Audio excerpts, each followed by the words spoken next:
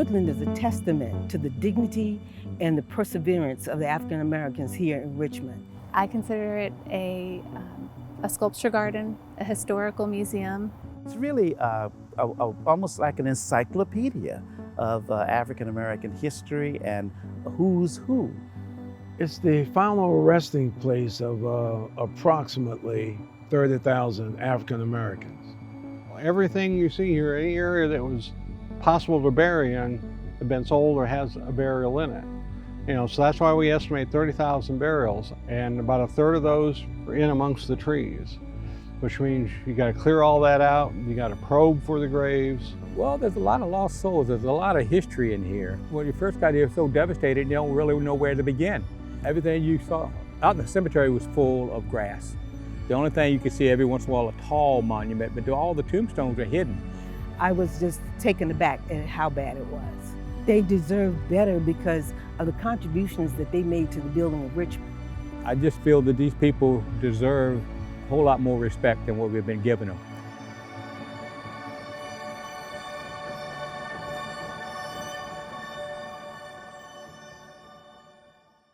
Well, Woodland Cemetery is one of several African American cemeteries here in the Richmond metropolitan area. Woodland is technically located in Henrico County. It was opened in 1917. It was the brainchild of John Mitchell. He was also the editor and publisher of the Richmond Planet, the main black newspaper at the turn of the century. But he wanted a cemetery that's, a nice place for African Americans to be buried. Well, of course, some of the most notable are Reverend John Jasper. He embarked on an extraordinary career as a preacher. And after emancipation in 1867, he organized his church, the Six Mount Zion Baptist Church. He is out here with many other prominent people during their lifetimes. Of course, Arthur Ashe is out here, the African-American tennis player, world champion. This was his home, and that he is actually buried here in Richmond. There are a lot of professional people who achieved great heights during their profession. It's a beautiful cemetery. It has a very good landscape. It has a very good layout about it with the avenues that roam around the cemetery. It has circles to it.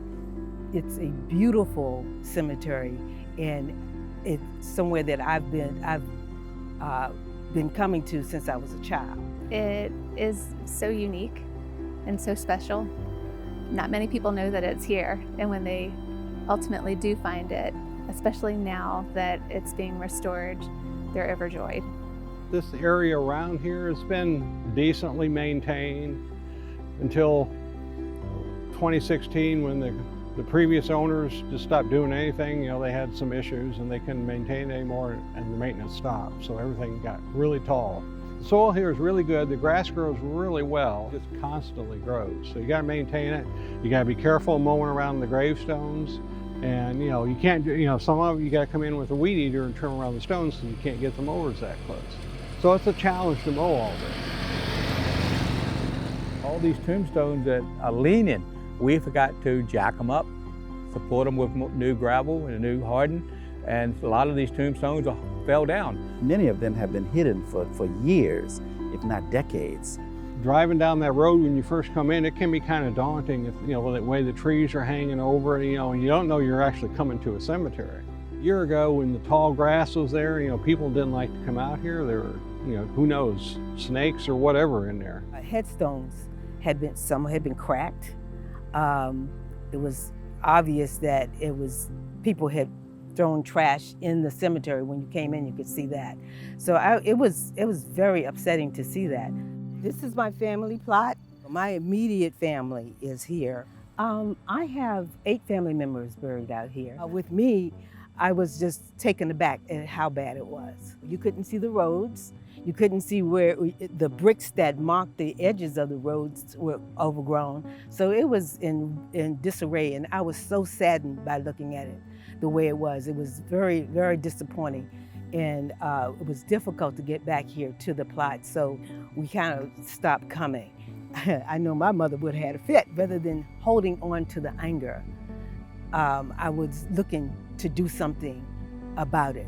Use that anger to improve the area that we're in. Basic tools and a brush to clean it.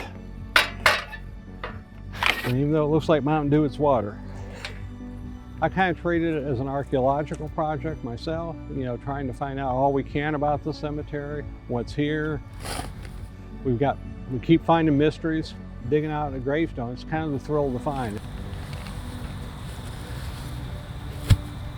We'll clean it off and we'll see it. Here we go. All right, this is Beatrice Lucas, who died May 28th, 1953.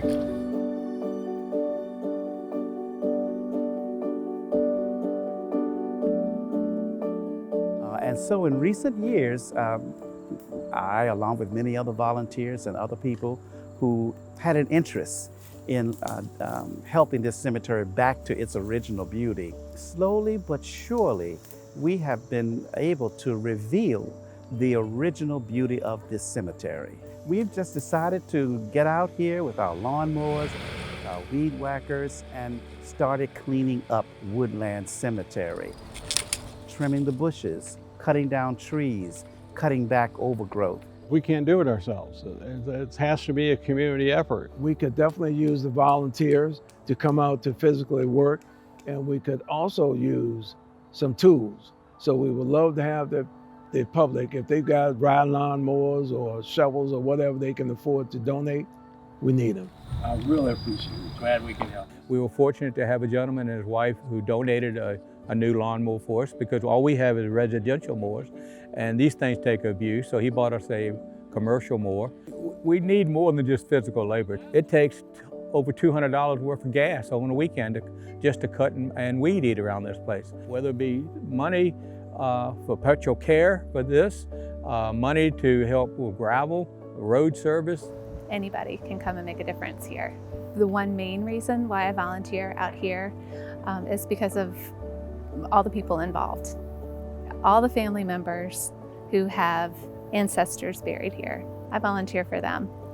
And every single time I drive through the gates, I feel overwhelmed by the way it looks now, by the beauty, by the fact that we can see as far as we can see. It just wasn't fair. It wasn't, we just had to clean this place up.